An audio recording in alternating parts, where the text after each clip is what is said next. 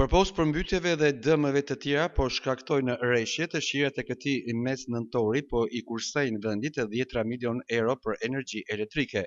Rreshjet e dendura kanë mbushur hidrocentralet duke bërë që Korporata Elektro-Energjetike Shqiptare të ndryshojë pozicion nga vetëm në blerje të shkojë drejt eksporteve.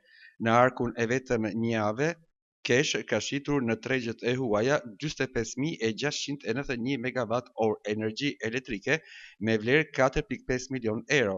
Çmimi mesatar i shitjes për llogaritet në 99 euro për megawatt-orë. Me çmimin e energjisë elektrike që po rritet në bursat ndërkombëtare, duke kapur nivelin e 105.5 eurove të njëjtën, Kesh po kalon ditë të mira. Me dimrin në prag, çmimet pritet të rriten edhe nëse situata hidrike do të vijojë e tillë edhe në vijim. Në arkën e korporatës do të futeshin disa 10 milion euro. Kjo do të mbulonte disi humbjet e krijuar deri në këto momente si pasojë e mungesës së rreshjeve.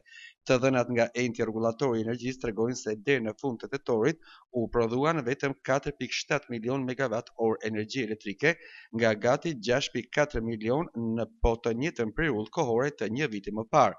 Kjo në një kohë kur që konsumi i energjisë elektrike, si pasojë edhe e turistëve, kapi nivelin e mbi 6.6 milion megawattëve.